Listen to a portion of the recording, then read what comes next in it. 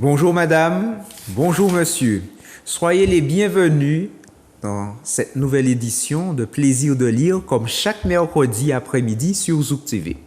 Et comme chaque mercredi après-midi, j'ai l'honneur, le plaisir de recevoir des amoureux de la lecture. Et cet après-midi, je vais recevoir, si je peux le dire, un amoureux de la lecture. Donc cet après-midi, nous disons bonsoir à Pierre-Philippe Landau, voilà, qui commence à bien connaître l'émission, son animateur et l'environnement qui lui est lié. Et donc, il y a beaucoup de plaisir à vous retrouver après 2 petits mois d'interruption, puisqu'on s'était rencontrés en avril et j'avais eu l'occasion de vous parler d'une de mes lectures. Donc, celle-ci est intéressante parce qu'elle en constitue un petit peu une suite ou bien un complément.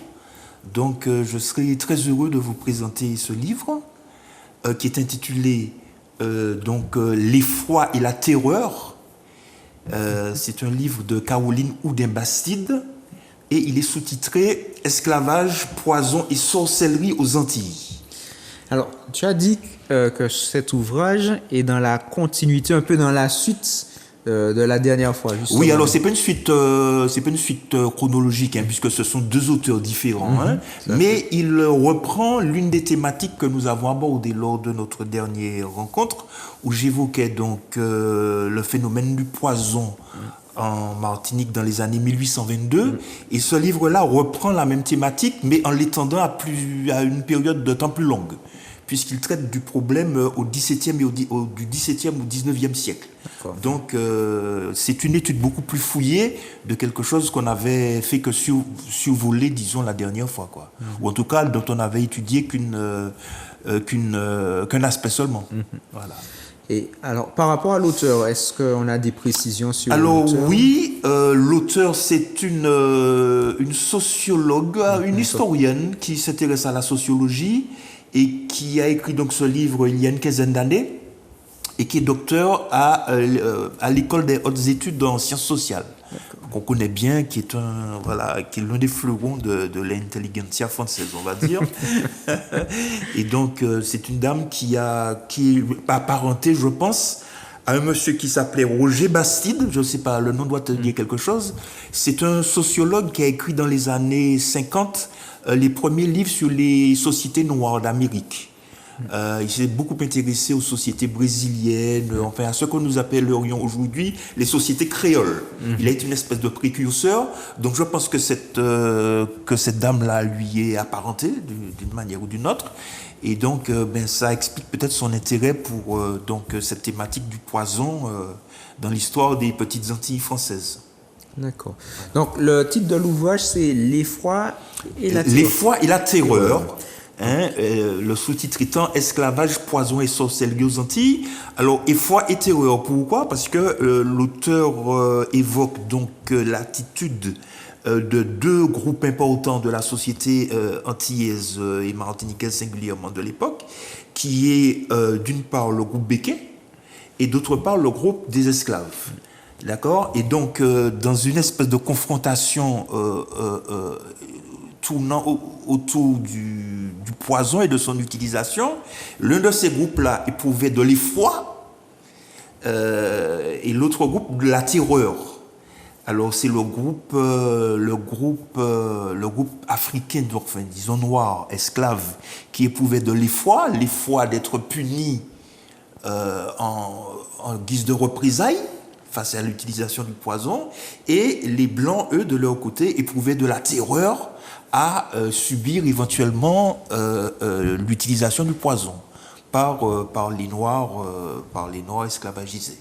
On va voir dans quelles circonstances, bien évidemment. Voilà.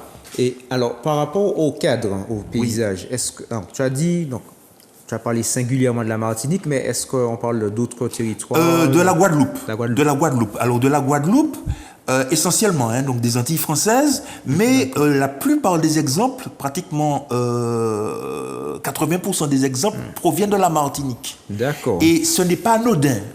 La question n'est pas anodine du tout, parce que l'auteur, justement, s'est posé la question de savoir pourquoi il y avait eu plus... Alors, bien évidemment, si on a plus parlé de la Martinique, c'est parce qu'il y a eu plus de cas d'empoisonnement, enfin d'utilisation du poison en Martinique. Et l'auteur essaie de comprendre pourquoi.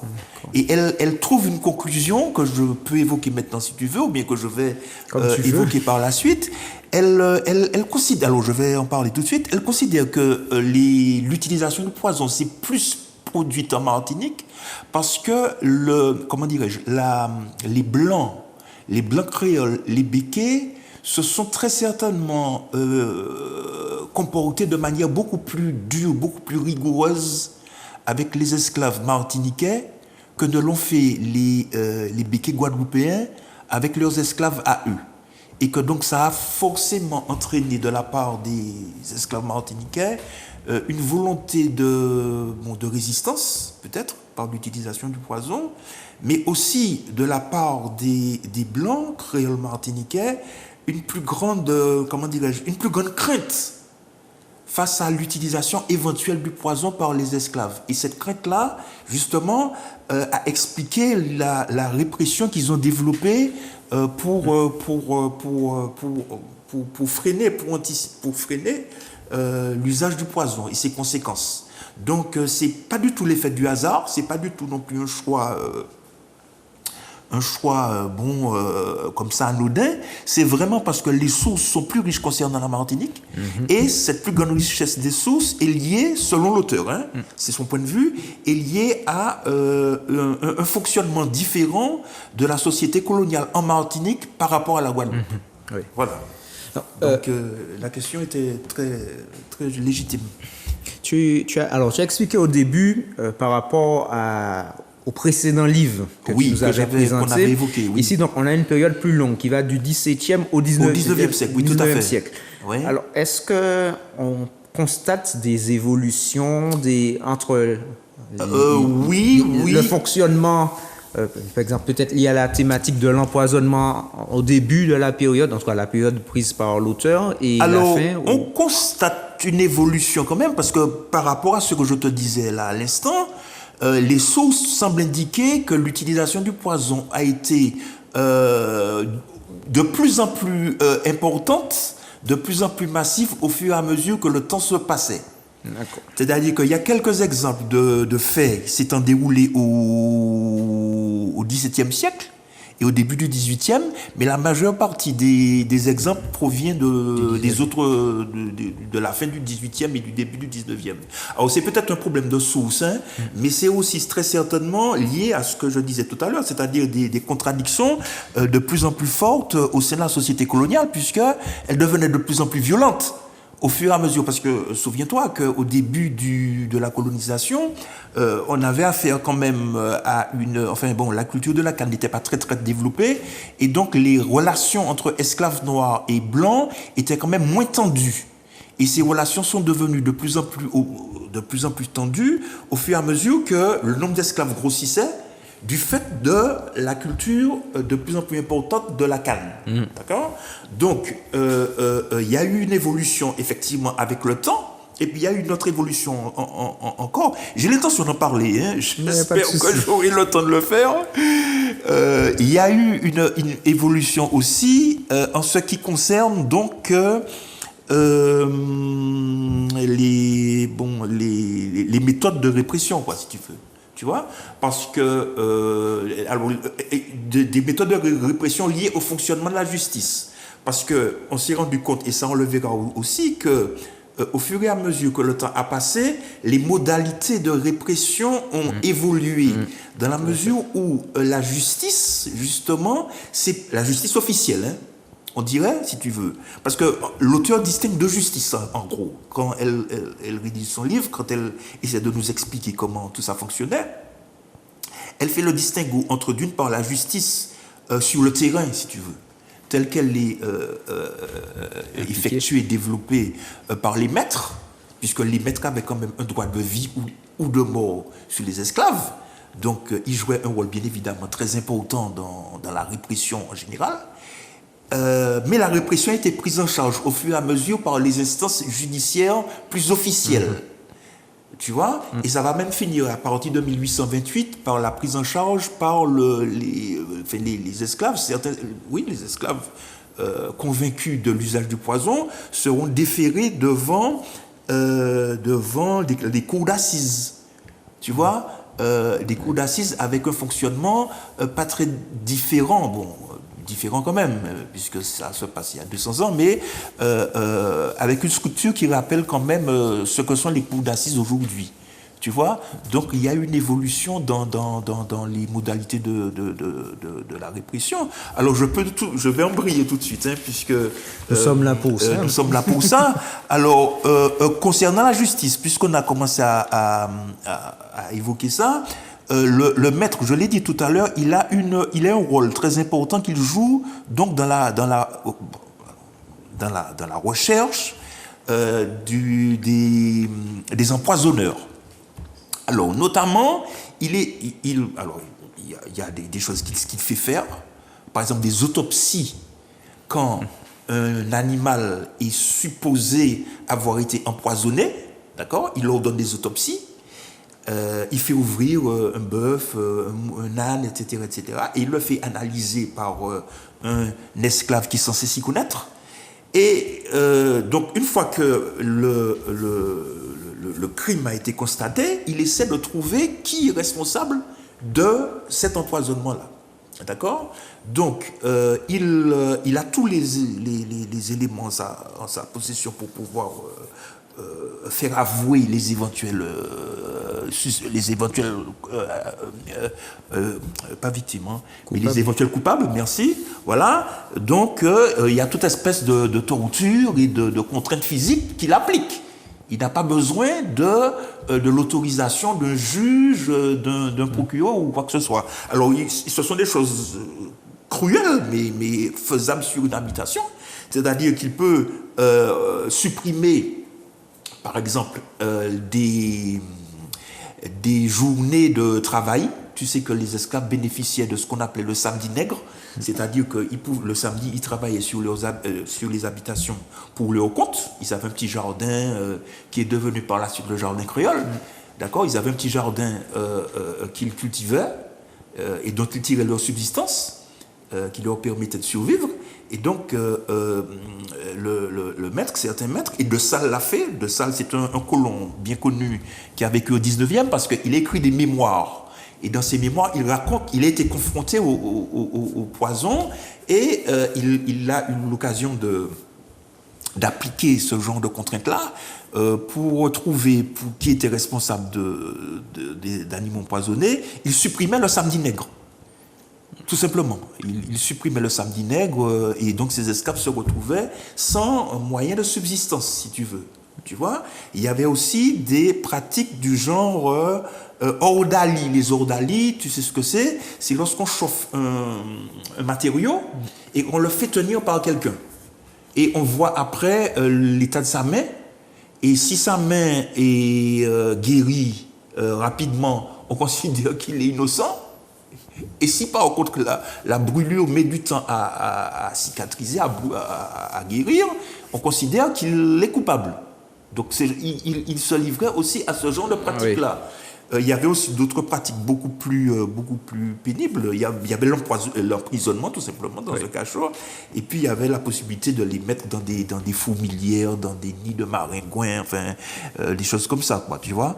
Donc le maître a cette possibilité-là de faire pression cruelle sur ses esclaves. Et une fois qu'il a identifié le coupable du poison, eh bien le coupable est déféré à la justice. D'accord ? Alors là, le coupable est déféré à la justice et il peut à ce moment-là, en fait très souvent, il est condamné, il est puni plus précisément, et il est puni de manière différenciée, c'est-à-dire selon qu'on estime qu'il a commis quelque chose de très très grave, s'il a tué quelqu'un par exemple, s'il a empoisonné quelqu'un, un blanc, par exemple, eh bien, il risque la mort, bien évidemment. On va voir dans quelles conditions. Par contre, s'il a tué des animaux, ou bien, ou bien qu'on n'est pas tout à fait sûr qu'il ait participé à un empoisonnement, eh bien, il va subir des sanctions beaucoup moins rigoureuses, même si elles sont terribles, hein. Comme par exemple le bannissement. Ouais. Ça peut arriver, ça a pu arriver. J'ai des chiffres, hein, si tu veux. Le bannissement, il y a aussi l'emprisonnement à vie, parfois. Alors le bannissement, c'est l'exil, hein. Oui. C'est-à-dire qu'on envoie l'esclave en question, ou bien dans des îles voisines, mais plus ou moins, très peu peuplées, genre Porto Rico, etc. Ou bien on le renvoie au Sénégal, ou bien en Colombie, des choses comme ça, ou bien le bannissement, ou bien on le condamne au bagne, puisqu'il y a une espèce de bagne à Fort-de-France, hein, à Fort-Royal, ça s'appelle la chaîne. Tu vois, c'est-à-dire que les esclaves, les bagnards, sont enchaînés les uns aux autres. Tu vois, et le temps de mise à la chaîne est plus ou moins long. Et assez souvent, j'ai trouvé des exemples de mise à la chaîne qui étaient définitifs. Tu vois, c'est-à-dire des esclaves se faisaient condamner à la chaîne à perpétuité. Tu vois, donc on les bouclait, et comme ça, ils passaient le reste de leur vie enchaînés. Alors, je vais te citer un exemple, hein, de condamnations qui se sont passées entre 1720 et 1775, donc sur 55 ans. Ouais. Sur 55 ans, il y a eu un certain nombre de procès, et donc ces procès-là ont mis en cause, si tu veux, 206 accusés au total. D'accord? Sur ces 206 accusés-là, il y en a 21% ont été condamnés à mort. Un petit peu plus quand même, 25% à peu près. Et c'est une proportion qu'on retrouve assez souvent, hein, dans ces procès-là. Et c'est ce qu'on avait trouvé la dernière fois qu'on s'était intéressé au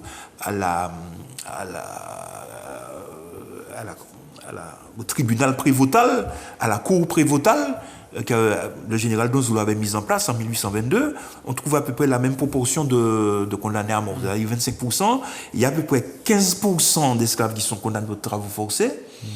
29% à des peines afflictives. Les peines afflictives, c'est lorsque on les marque au fer. Voilà. Hein, ou bien on les enchaîne.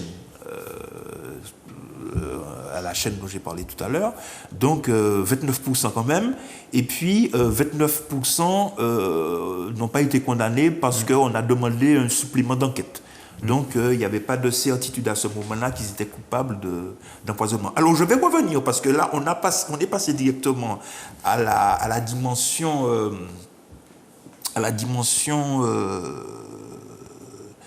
condamnation, répression, etc. Mais je voulais quand même, avant, évoquer l'ambiance générale de la société dès le XVIIe siècle, puisqu'on a parlé du XVIIe siècle tout à l'heure, et éléments qui peuvent expliquer justement ce qu'on entend par poison. Voilà. Alors, il ne faut pas oublier que, donc, dès le XVIIe siècle, la Martinique a été peuplée de deux catégories de personnes: des Blancs originaires de France, et en particulier de la partie ouest de la France, d'accord, la Vendée, l'Aquitaine, en fait, tous ces coins-là, et puis aussi d'Africains. Et il se trouve que à cette époque-là, tant les uns que les autres, tant les Africains que les Européens, ont une croyance extrêmement forte dans des phénomènes de sorcellerie. Oui, oui. Hein? Tant les Européens y croient que les Africains. Alors chacun avec des modalités différentes. Hein? C'est assez... comment dirais-je, les Africains sont très investis dans ce genre de pratiques-là, puisqu'ils pensent que des sorciers peuvent se transformer en animaux, qu'ils peuvent se déplacer nuitamment, très rapidement, chose qui a donné chez nous le soukouignan, si tu veux. Voilà. Donc les Africains sont très imprégnés de ça, et ils croient aussi en la possibilité de prédire l'avenir, d'être invincible grâce à un certain nombre de plantes, et aux enchantements, à la magie, ou à la transformation de personnes, d'animaux, etc., etc., etc. Et les Européens aussi. Les Européens, la médecine n'est pas très développée à l'époque, et donc les Européens se tournent, si tu veux, très volontiers vers les rebouteux, les sorciers, etc., pour guérir de maladies. D'accord? Et donc, chez eux, il y a une très grande croyance aussi dans la sorcellerie. Il ne faut pas oublier que, justement, un siècle avant la période qui nous intéresse, au début du XVIIe siècle, à la fin du XVIe, il y a eu une vague de répression de la sorcellerie terrible en Europe. Oui. Il y a beaucoup de chercheurs qui ont étudié ça, tant en France, mais ça a été vraiment européen, universel, général, etc. Beaucoup de personnes, de femmes en particulier, ont été accusées d'être des sorcières, etc., et ont été brûlées. Oui. Donc on est dans cette ambiance-là, si tu veux. Et donc, bien évidemment, quand les Blancs et les Noirs se retrouvent en Martinique et en Guadeloupe, venant de ces deux territoires-là, c'est pas étonnant que la société créole, si tu veux, auquel ils donnent naissance au début du XVIIe, soit complètement imprégnée de la croyance dans la sorcellerie et dans la magie. D'accord? Donc c'est un truc qui vraiment imprègne complètement les esprits. D'accord? Et la notion, l'empoisonnement, si tu veux, est considéré comme une dimension de la sorcellerie. D'accord? Les gens qui empoisonnent sont censés, sont considérés, se vivent eux-mêmes aussi, ou bien sont accusés également d'être des sorciers. Ils ont un lien plus ou moins proche. Ils ont un lien extrêmement étroit avec la sorcellerie. Donc c'est indissociable, oui, en fait. Dans la perception. Voilà, la pratique, dans la perception de l'époque, la pratique de l'empoisonnement est indissociable de la sorcellerie. Tu vois? Donc, quand un empoisonneur est poursuivi, il est poursuivi aussi en tant que sorcier. Bon. Alors, je voulais dire quelques mots aussi des produits, puisque...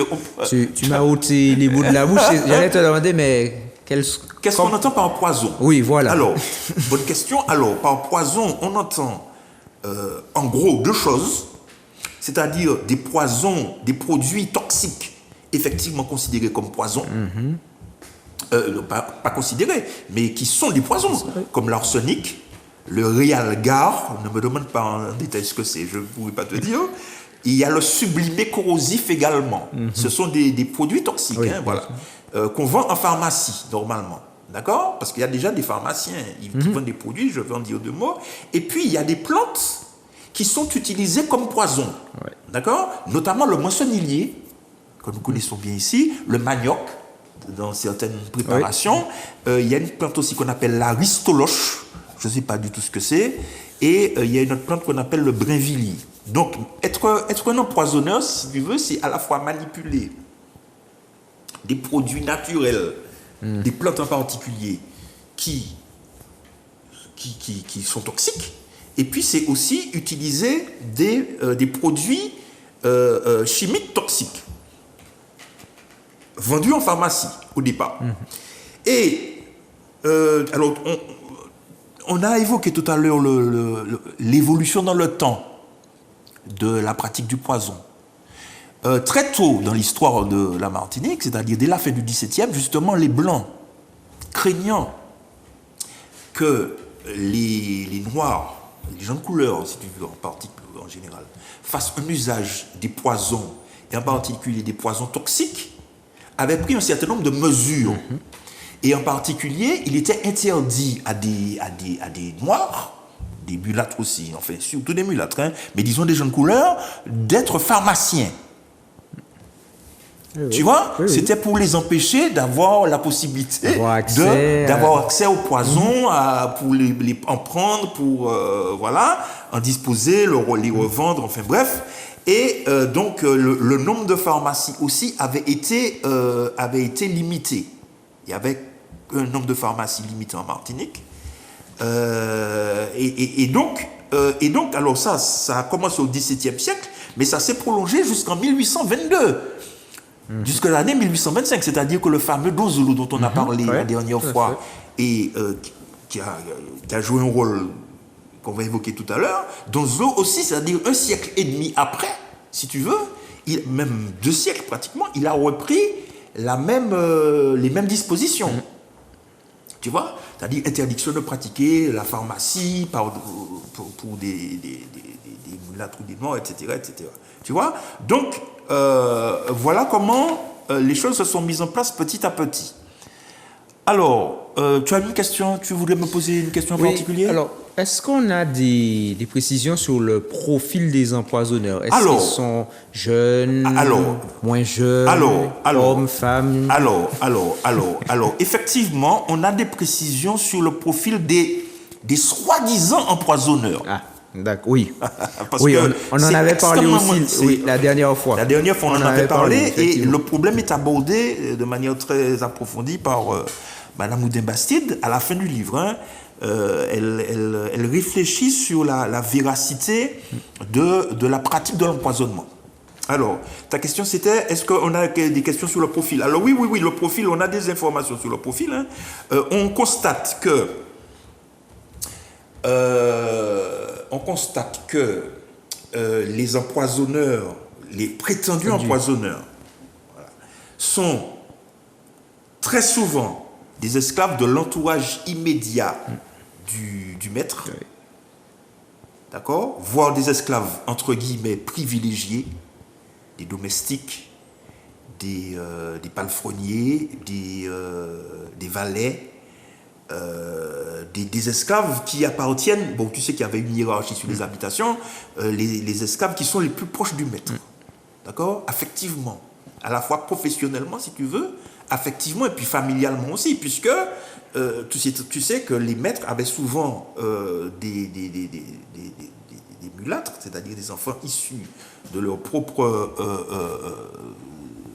comment dirais-je, des enfants à eux, dans leur environnement. D'accord ? Donc, on constate que souvent ces empoisonneurs viennent de ce milieu, que ce sont également, on a constaté qu'il y a une proportion plus grande d'hommes. J'ai même le pourcentage là, si tu veux. On constate que les hommes sont, enfin, voilà.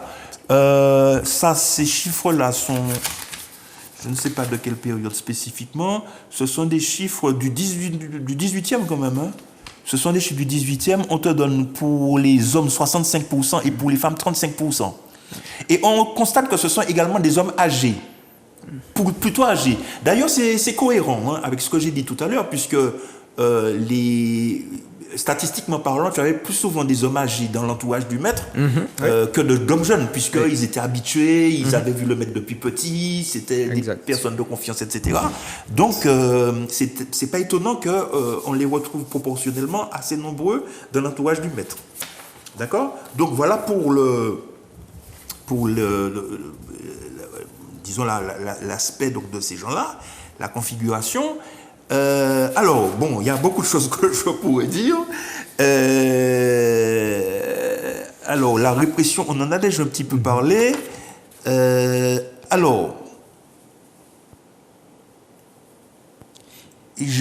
oui, tu veux dire demain? Oui. Est-ce que tu as des passages ou des moments phares, clés qui t'ont marqué? Qui m'ont marqué. Alors, oui. Tu me tends la perche, je la saisis bien volontiers.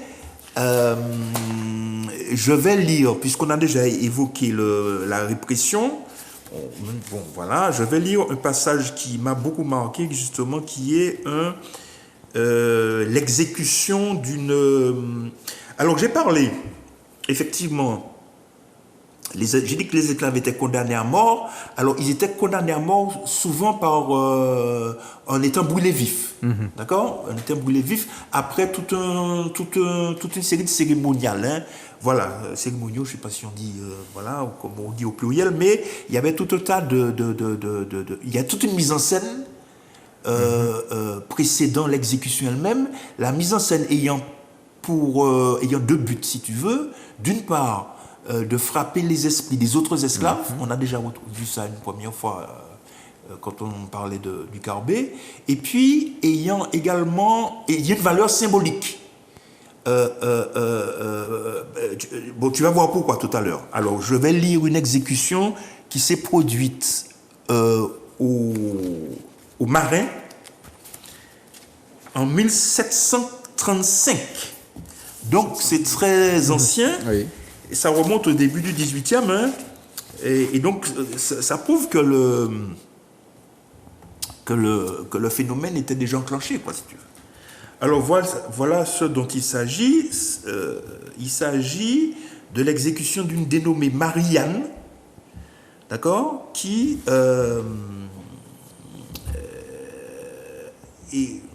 avait été accusée d'avoir empoisonné sa maîtresse, qui s'appelait Madame Descou, d'accord, avec la complicité de notre esclave qui s'appelait Khazar. Alors, voilà quel a été le verdict. Donc, Marianne est condamnée, je cite, textuellement, hein, je cite le verdict lui-même, hein, est condamnée à être conduite par le bourreau, la corde au cou et une torche au poing, à la main, avec un écriteau devant et derrière où seront écrits ces mots: empoisonneuse et séductrice, devant la porte de l'église du Marin, pour y faire amende honorable, c'est-à-dire pour demander pardon, tête nue, c'est très organisé, hein, tête nue et à genoux, et là a déclaré à haute et intelligible voix que méchamment elle a empoisonné et fait mourir sa maîtresse, dont elle demande pardon à Dieu, au roi et à la justice. Voilà, elle devait dire ça, demander pardon, et ensuite, elle devait être conduite par le bourreau à la place publique du dit bourg du Marin pour y assister au supplice du dit Khazar, c'est-à-dire de son complice. Elle devait assister au supplice de son complice, ayant toujours la torche au poing, après quoi elle sera conduite devant la maison de sa dite maîtresse, où le crime a été commis, pour y avoir les 2 poings coupés sur un billot, et ensuite à être brûlée vive sur place, et ses cendres jetées au vent. Tu vois? Donc, tu vois bien que bon, c'est très précis. Et donc, comme pour beaucoup d'autres exécutions, les coupables sont brûlés vifs. D'accord? Les coupables sont brûlés vifs. Et très souvent, il y a une dimension symbolique. Oui. Comme le fait d'avoir coupé les... Parce qu'il y a une chose que j'ai oublié de préciser, que non seulement lui coupe les mains, mais qu'elles seront attachées à un poteau planté à l'entrée du bourg, dans le chemin menant à l'habitation de sa maîtresse. Donc c'est bien pour qu'elle expie, si tu veux, la faute commise, le crime commis vis-à-vis de sa maîtresse. Hein? Donc il y a une dimension, on lui coupe la main, c'est-à-dire que bon, on fait disparaître, si tu veux, le moyen par lequel elle a donné, elle a commis le crime qu'on lui reproche, quoi, tu vois. Donc c'est extrêmement brutal, c'est extrêmement cruel. Et c'est extrêmement frappant, quoi, tu vois. Et donc, tu vois un petit peu l'ambiance dans laquelle vivaient les esclaves au 18e. C'est une ambiance absolument épouvantable, quoi. Tu vois. Alors, je vais dire quelques mots de la pratique de la... alors, je vais terminer quand même avec le côté justice, puisqu'on a quand même insisté dessus. J'ai précisé qu'effectivement, la justice jugeait donc les coupables, et que la justice, en gros, si tu veux, a fonctionné de 2 manières durant toute cette période-là. Elle a fonctionné d'une manière à la fois, comment dirais-je, habituel, si tu veux, puisqu'il y avait des tribunaux qui jugeaient, des cours qui se réunissaient, des jugements qui étaient prononcés, si tu veux, devant des juges qui étaient d'ailleurs des béquets tous, hein, d'ailleurs, d'accord. Donc tu imagines que les pauvres accusés, ils avaient peu de chances d'avoir une quelconque indulgence de la part de ces juges-là, puisque ces juges-là étaient aussi eux-mêmes en même temps des possesseurs d'esclaves, ou bien des parents de possesseurs d'esclaves, d'habitation. Donc c'est en gros, quoi, c'est eux qui jugeaient Voilà, ils étaient en gros jugés partis, pratiquement, quoi, tu vois. Alors, donc, il y a eu les tribunaux habituels, si tu veux. Et puis, il y a eu, quand les colons ont considéré que la proportion des crimes, enfin de l'empoisonnement, des crimes d'empoisonnement était trop importante, on mettait en place des tribunaux d'exception. Des tribunaux d'exception, ou bien des lois d'exception qui avaient pour but de juger donc les empoisonneurs qu'on trouvait, et selon des méthodes qui sortaient de l'ordinaire, si tu veux. Et il y a eu quatre textes ou bien périodes pendant lesquelles il y a eu donc ces tribunaux d'exception-là. Il y a eu en juillet 1799, on envoyait des contrôleurs sur les habitations pour juger les esclaves coupables. Ensuite, il y a eu le tribunal spécial de l'amiral Villars-et-Joyeuse qui a siégé dans les années 1805 et qui a jugé quand même 203 esclaves, hein, Villars-et-Joyeuse, 203 esclaves. Alors, il y en a 33% ont été condamnés à mort. Donc la proportion était plus importante que la proportion habituelle. Et il y a eu 17% qui ont été condamnés aux galères. D'accord ? Et alors, il y a eu en troisième lieu la fameuse cour prévôtale dont on a parlé la dernière fois, qui a siégé donc, en 1822, de 1822 à 1827. Et puis il y a eu une autre tentative en 1828 de reconduire la cour prévôtale. Hein ? Et même pas de la reconduire, mais de la rendre permanente. Tu vois, parce que dans les années 1825-1830, on avait assisté vraiment à une recrudescence de ce qu'on appelait les empoisonnements. Et donc,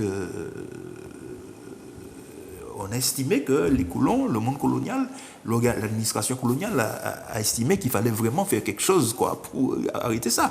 Alors, question très importante. Est-ce que bon, alors je vais aborder ça après parce que il y a encore on a assez de temps. Je veux évoquer quand même une autre dimension. C'est alors il faut bien que nos auditeurs comprennent que il n'y a jamais eu, si tu veux, les esclaves étaient accusés d'être des empoisonneurs. Ils avouaient sous la torture très souvent. Peut-être que certains étaient convaincus d'avoir des pouvoirs magiques, mais il faut bien comprendre, ça c'est quand même très important, que tous les procès dont il s'agit là, il n'y a jamais eu de preuves absolument formelles au sens d'aujourd'hui. Aujourd'hui, quand on a besoin de prouver que quelqu'un est coupable, il faut qu'on prouve que son ADN, machin, était sur les lieux du truc et tout, qu'on trouve des preuves matérielles. Il n'y a jamais eu pratiquement de preuves matérielles indiscutables de la culpabilité de ces gens-là. Il faut bien comprendre ça. Hein. C'est-à-dire que leur condamnation s'appuyait sur la conviction profonde qu'avaient les colons que ces gens-là étaient étaient des empoisonneurs. D'accord ? Parce qu'ils avaient avoué sur la torture, tout simplement. Et puis parce que aussi, les Blancs avaient quand même une vision de l'Africain, enfin du Noir, pas de l'Africain, du Noir, qui était extrêmement marqué par la manifestation de la sorcellerie. Pour eux, la sorcellerie, c'est une dimension pratiquement intrinsèque du Noir. Voilà. Tu vois, ils étaient convaincus que le noir, un noir, et au fond de lui-même, ne peut pas être autre chose qu'un sorcier. Alors, ou bien qui agit, ou bien qui n'agit pas, mais que ça fait partie constitutivement de l'ADN du noir, quoi. Tu vois ? Donc, alors bien évidemment, ils vivent dans une espèce de terreur permanente. Les Blancs, d'où le titre du livre, d'accord ? Ils sont inquiets, ils sont angoissés, ils pensent qu'ils peuvent se faire empoisonner à n'importe quel moment et tout. Et donc, il y a toute cette ambiance-là. Donc, on est plus dans l'imaginaire quand même, hein, il faut le dire, que dans le concret. puisqu'il n'y a pas de preuve définitive, tangible. Par exemple, on n'a jamais analysé, le poison, parmi les poisons, il y avait soi-disant des substances toxiques des plantes, etc., etc. On n'a jamais trouvé de restes de plantes dans un corps autopsié. D'accord. Que ce soit un corps humain ou bien un corps animal. Oui, il y a quelqu'un qui venait dire, oui, il a été empoisonné, c'est le poison qui lui a fait ça, mais on n'a jamais fait on n'a jamais fait de prélèvement, pas d'autopsie, puisque on n'a jamais fait de prélèvement scientifique, ou bien plus ou moins scientifique, visant à prouver par A plus B que c'est telle substance trouvée dans le corps de telle personne qui l'avait empoisonné, tu vois. Donc on est plus dans le monde de la croyance et de l'imaginaire que dans le monde de la certitude scientifique. C'est ça le problème, tu vois. Et ça n'a pas empêché quand même le développement de toutes ces craintes, de toute cette ambiance-là, tu vois. C'est un petit peu la conclusion par laquelle termine l'auteur. Pour conclure, et puis pour essayer de comprendre ce phénomène de l'empoisonnement, elle s'appuie sur les études, sur l'étude de médecins, l'un des rares blancs à avoir essayé de comprendre ce qui se passait véritablement. Et l'un des rares à avoir analysé le phénomène de manière plus ou moins scientifique, et l'un des rares à n'avoir pas cru que ce sont des Noirs qui empoisonnaient ou bien des animaux, ou bien des personnes blanches. D'accord ? Et il développe un certain nombre de théories très, très simples. Il dit, mais pourquoi les Noirs esclaves se seraient-ils amusés à empoisonner leurs proches ? Puisqu'il y a une chose que je n'ai pas dite, c'est que très souvent, les gens qui étaient victimes des empoisonnements étaient des proches des Noirs en question. D'accord ? Pourquoi se serait-il amusé à assassiner des Noirs alors que c'était parfois des parents ou bien des amis très proches ou en tout cas des gens qui vivaient sur la même habitation qu'eux ? Quel être humain est assez sadique pour s'amuser à faire disparaître ses proches ? On ne fait pas disparaître ses proches, on fait disparaître des gens contre lesquels... Des ennemis. Des ennemis. Donc, il développe, il argumente dans ce sens-là. Et puis, il dit aussi que pourquoi il se serait amusé à empoisonner des animaux, puisque les animaux, les mulets en particulier, aidaient au travail sur l'habitation. Ils transportaient des paquets de cannes, ils chawaillaient des trucs, etc., etc. Donc, pourquoi est-ce qu'il se serait amusé à assassiner des animaux qui étaient des auxiliaires, si tu veux, dans le travail difficile, très difficile, qui était le leur. Tu vois, donc ça ne tient pas la route. Et il conclut en considérant que, vraisemblablement, ce sont des épizooties, tout simplement, des maladies propres aux animaux, et qui étaient justement communiquées aux proches du maître, parce que ce sont les proches du maître qui s'occupaient très souvent d'animaux. D'accord ? Donc, ceci explique cela, que c'était très souvent des épizooties qui étaient mal connues à l'époque, tu vois, qui empoisonnaient donc les